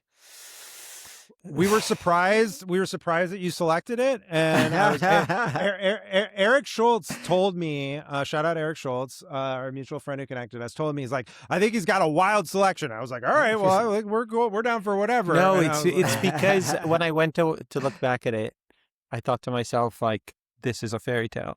You know, this is everything I write to some extent is a fairy tale, and including Young World to some extent. So I feel like every book I write is about a real fairy tale, a Grimm style, like 1700s, to get us away from Disney. Like, what am I? I'm always looking for the anti-Disney story, and this to me is truly a fairy tale in the anti-Disney way. Love it. There is a lot. Oh, go ahead. Yeah. Well, I just a couple things for me honorable mentions. So rainbow costumes, and when he was with the two sirens at the beginning, and they were like, "We're going to take you to the rainbow" or whatever. I can't remember exactly what it was, but that's like a theme? Where the rainbow runner through. Were there any other rainbows ends or any other rainbow references in the flag waving? Yeah, exactly. Yeah, exactly. He walks past the stone wall essentially. No, I mean I mean, there is like the Christmas tree rainbow lights consistently throughout the movie. There's a lot of, true. There's a lot of that, but I love Rade as Milich. Was fantastic. That guy was so funny. And the chaos of it with the Japanese businessmen running around and stuff. I thought that was hilarious. Fun. What is the deal with the repeating sentences in the newspaper article? Like you reading the language. I think that is dream. Yeah, you can't like. I mean, that's like one of the tests that they say. Like that, they're like, oh, if you ever were trying to figure out if you're in a dream, like try to read something. You actually can't. You actually can't read in your dream. Like the part of your brain that does like reading isn't on when you're sleeping. Apparently, I don't know if that's true. That's what the internet told me. But like, I do think it's something like that, where it's like when I have had the experience of like trying to like read or like trying to read something in a dream and it doesn't work. Like it doesn't make sense. Like I understand what's on the page, but I don't actually see the letter. There's something to that. Really cool. Really cool. That brings us to our final question. Soman, who would Tilda Swinton play? Oh, yeah. If you had to recast one role in this film with Tilda Swinton, who would it be? I feel like if she played Lily Sobieski's role, it actually would work. So good. So good. Like, which is if she played the daughter, she's like, I am the teenage daughter of this man. Yeah. Oh, you would just totally buy it. Yeah, that's so great. I'm going to put her as the dad, so same thing. Yeah, right, same scene. That works for me. I would have her as Red Cloak at the orgy. Which I think would be pretty good. I think she could do that. Incidentally, Red Cloak was played by Leon Vitali, who was like Kubrick's like long That's time interesting. Assistant. I didn't know that. Yeah, it was a long time assistant. He was in Barry Lyndon. Like he's like, he was the one who's in charge of. He was essentially like in charge of the estate after Kubrick was gone. So. Yeah, I like that it said that when Warner Brothers was pressing for the changes, that the estate and Leon signed off on it ultimately. Yeah, Leon was like the key. Leon was like the key like stakeholder after Kubrick was gone. Like he was the holder. Isn't there a documentary on him? Filmmaker on Netflix. Yeah. I need to watch it. It. Guys, we did it. Eyes wide shut. What a great job. This is great. Soman, what a joy to have you on the pod. Thanks for having me. This was super entertaining, and I'm glad I got to come in and throw a little bit of a firebomb as a selection. This was very much on the list. So we've been looking forward to doing it. Glad we got to do it with you. When does Young World come out? I got my copy. Out. It came out a couple of weeks ago. It's out everywhere. Comes out internationally on June 4th, but in America it's here. So it is. Did you do the audiobook? Did you record the audiobook? The audiobook is a full cast of like 50 people. That's the dream. Wow. So it's a pretty insane audiobook. So I would either pick up the hardcover or the audio because it's such an unusual book. It's full color inside. It's neon. It looks like nothing you've ever seen. Do not read it on Kindle. You're going to miss the experience you'll of miss it. Yeah. It's so cool. The production design of the book is amazing. Yeah. It's crazy. Was that intentional from the beginning? Did you know it was going to happen? I knew that if I was going to do a book about a teenage president, I needed it to feel almost like a renegade textbook. And I was like, I was like, it needs to not only be in color, it needs to be in the brightest neon color that can be printed. It couldn't even be printed in the US. We had to go to China because no printer in the US. Wow. We went to Would do several it. printers in the color? US. They said, it's not responsible to print this color. It's an unstable Ha! color. And I was like, unstable color? That sounds That's great. like, that is Perfect. Let's go. exactly perfect for this book. So China was like, we'll do it.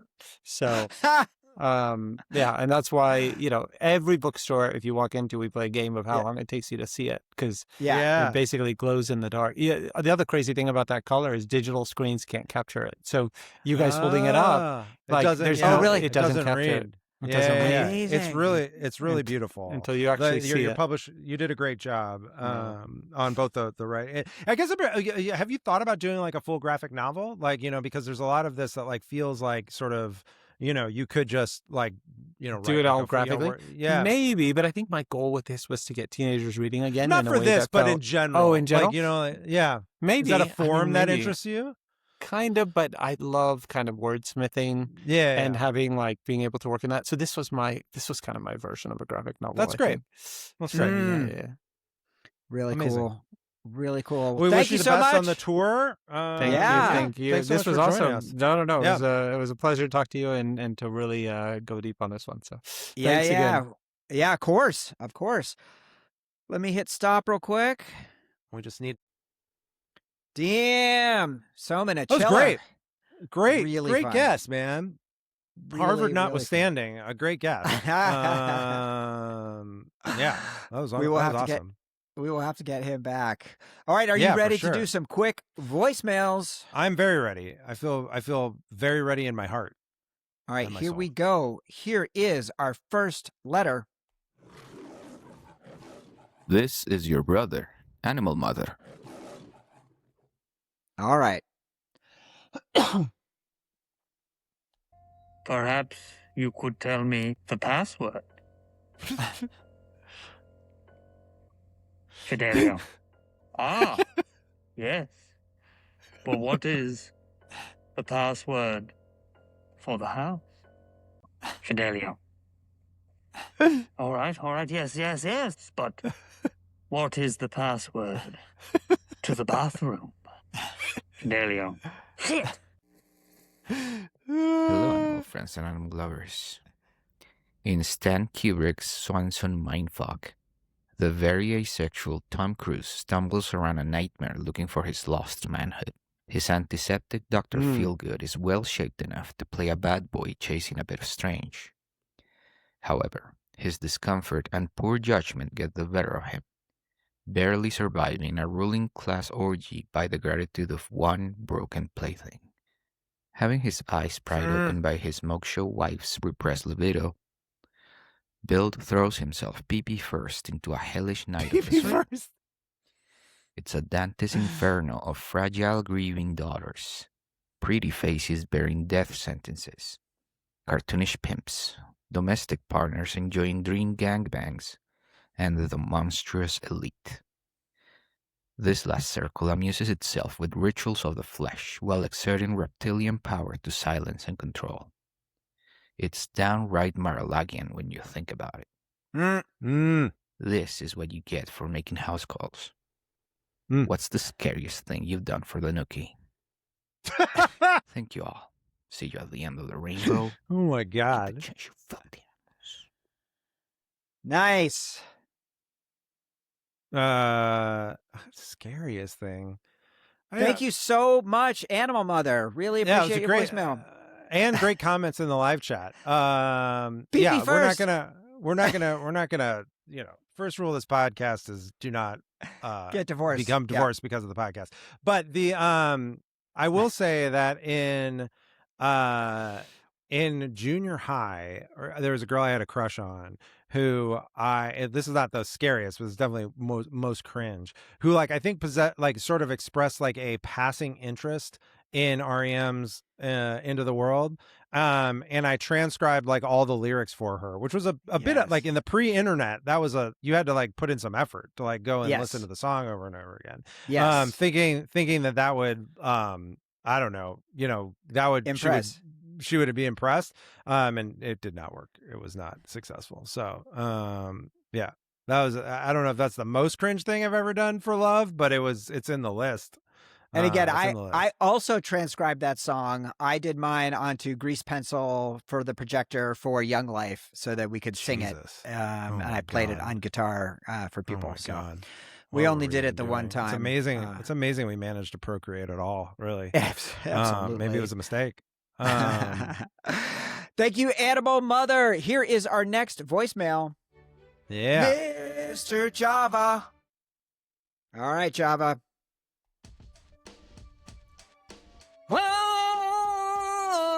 Whoa, come on. Oh, yeah. Well, I think I'm now a cook. She dreamt it, or at least a domino. There's a sweeter sex called where the sex is just a hoot. I'm scared, but I'm not. And the Kubrick stuff is hot. Had to pass for but I blinked. Now I can't have fun.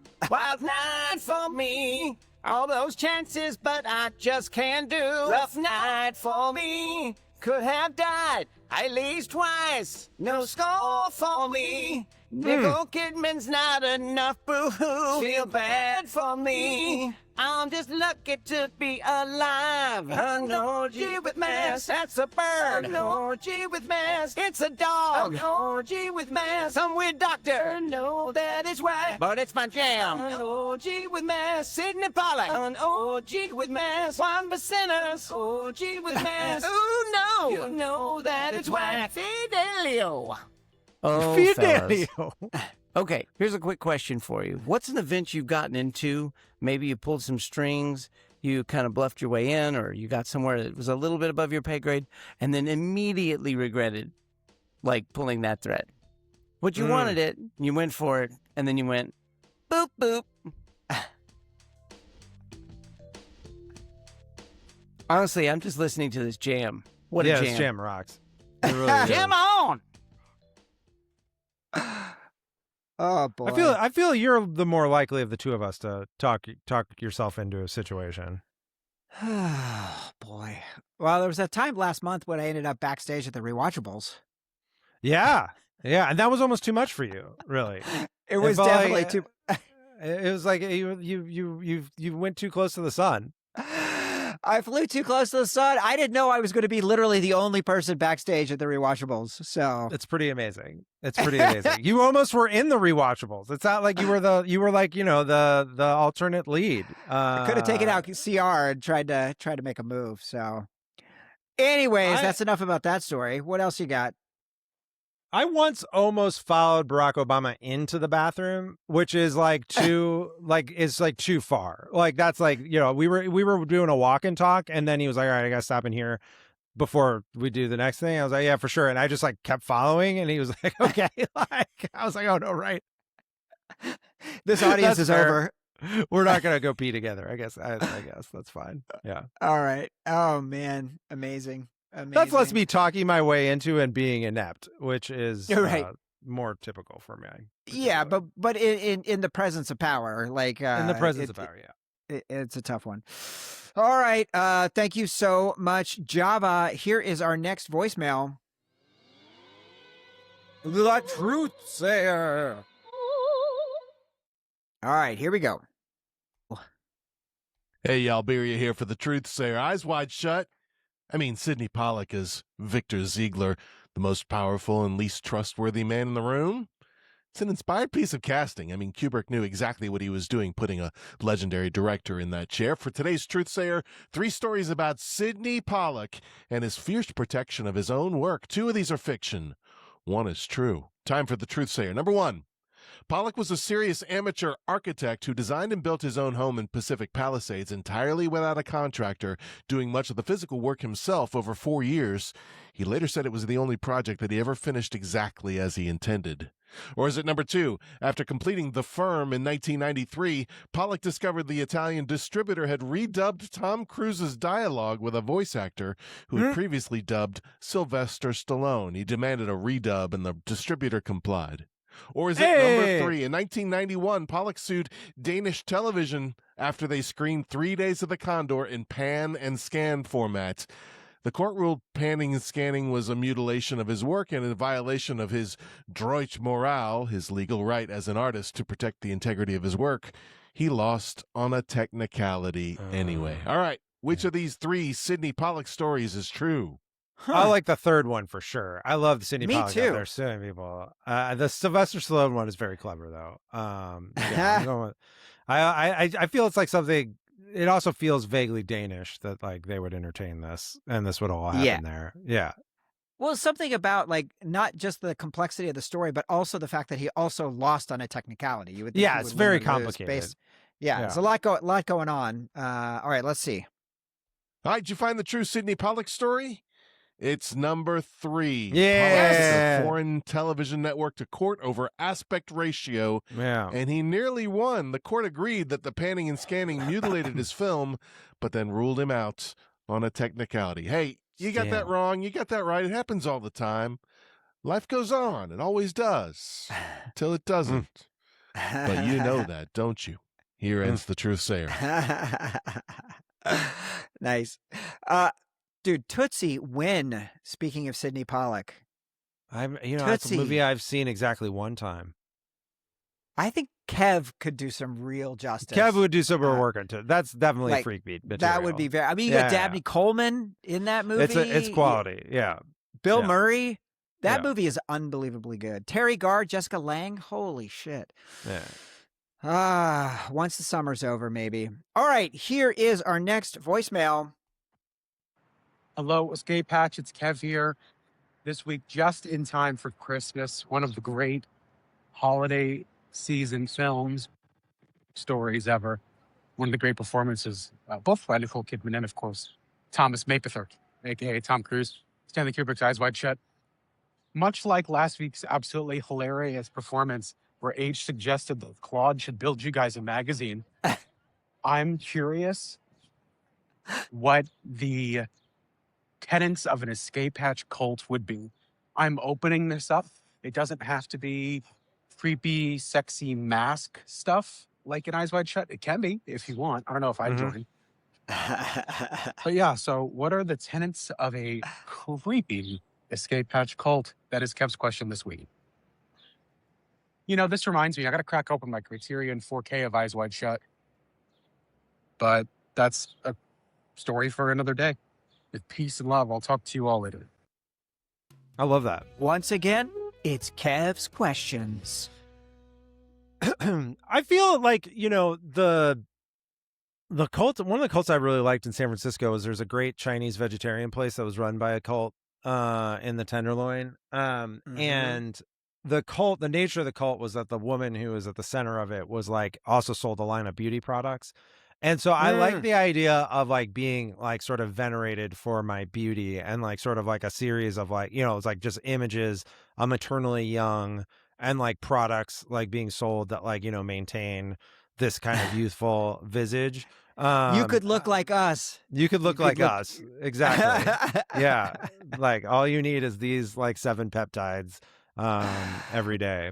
That's what I would go for. Some kind of health, some kind of beauty cult, not even health, not like a Brian Johnson, like sort of health and wellness thing, but like specifically, I guess that's Just look maxing, but like more feminine. Like, where do we have our headquarters? Like, we need like a physical space? People need to come there. You're already in Marin. I feel like, what's the point of moving? Why move the horse away from the cart? Like, like, can we rent out that civic center that they use in Gattaca? Is that available? That's a great question. Can you do that for events? Or could we seize control? Could we seize control of Skywalker Ranch and like take it over? Also good. I feel like there's I feel we could open a retail location at the Country Mart. Relatively fit in well there with what the other purveyors. Yeah, there you go. Very good. Very good. Sense. I like it. Right next to the Restoration Hardware or whatever. But I think our music would probably be like, it would be kind of Joy Division or New Order or something that would be playing in the late night ritual. Yeah, no, right? it would be Joy Division Transmission as we apply like various cold creams and like pore reducing balms. Perfect. Yeah. Perfect. Good Kev, question. Thank you. Good question. Thank you so much. And here he is to have the final word. Scream! Yeah. Hey guys, hey, this is Corey calling from Austin, Texas, about Stanley Kubrick's excuse me. This pod is making me aggressive. No, I'm calling about Stanley Kubrick's Eyes Wide Shut from 1999. I did not see this in the theater because I had mixed emotions about it. I'm just not a Tom Cruise fan for the most part. I like him in some stuff, but I'm just not a huge fan. Anyway, I actually do like Tom Cruise in this movie because I like him when he plays a fucking over-aggressive jerk, which I think is closer to his real personality, that fucking manic weirdness that he brings to roles like this, I'm really into. And also, it's like, when you watch this movie, I don't really even think of Tom Cruise as anyone else other than Tom Cruise, and I don't think of Nicole Kidman as anyone else other than Nicole Kidman.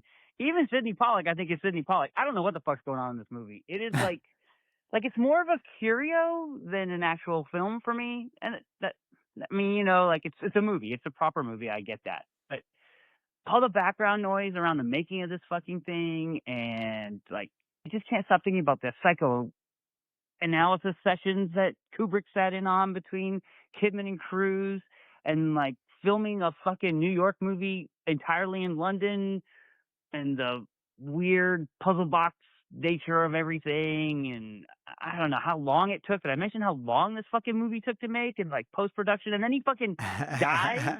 Kubrick fucking dies like at the end of this, even though supposedly he had final cut, but it wasn't really totally done. I don't know, man. It's just a lot to think about when you're watching it. And that's great. It doesn't take away from the viewing experience. It just adds a whole nother level that's not like watching other movies for me. Like, I can know a whole bunch of shit about how Star Wars was made, but it's different. That's a fantasy movie, and this is, I guess it's kind of a fantasy in a way.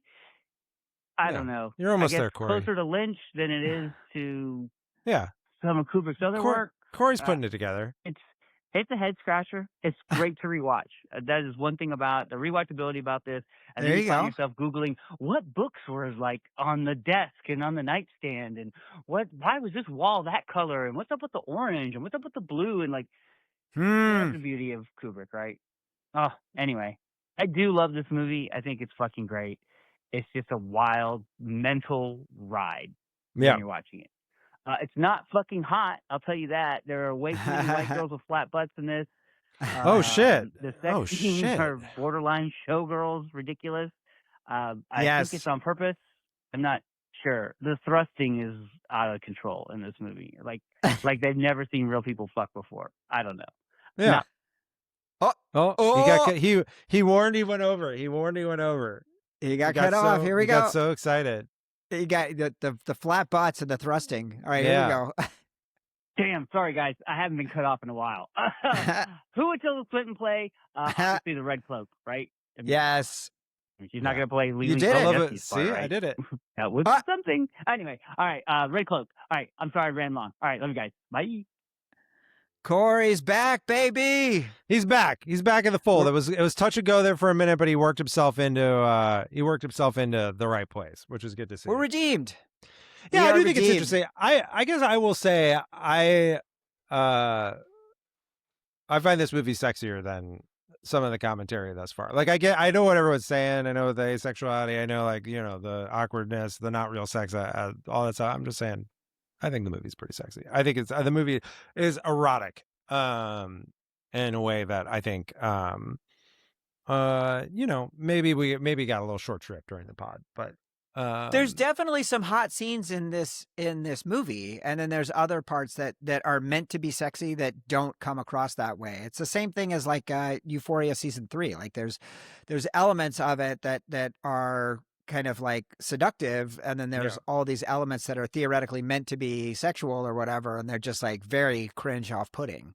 Dude, do you remember when Sigourney Weaver was in a Star Wars movie and it was so bad? Like there was just no reason for her to be on screen whatsoever. Like it was when she was in the cockpit, like my eyes almost rolled out of my head. I was like, horrible. What are we doing? And like so are we to believe that Pedro Pascal just didn't show up to act opposite Sigourney Sigourney Weaver because he only has the mask off for like 2 minutes of the film. Like he just is like, nah, fuck it, I'm not showing up to read lines with you. You can talk to the stunt double. Fucking crazy. She looked ridiculous in the fucking X-wing, and then she just napalmed like the entirety, all the baby huts, like all the little. It was just fucking roast slug.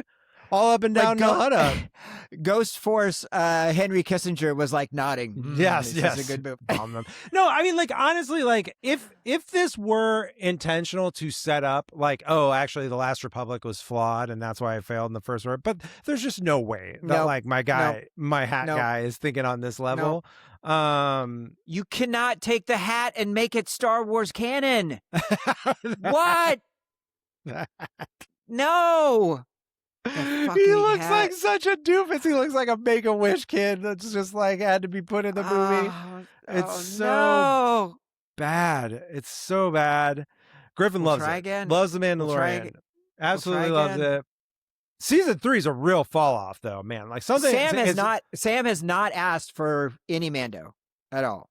Like in fairness, he'll like. In fairness, Legacy of the Dark Knight dropped, and he was like, I just want to play Batman. And I'm like, cool, go for it. So maybe but actually, you know what I did instead was I was like, dude, let's start watching Batman the Animated Series. So now we're watching that. And I'm like, fuck yeah, let's go, dude. This is real good. That's good. Real good. That's good. Jason, what do you have to plug, my friend?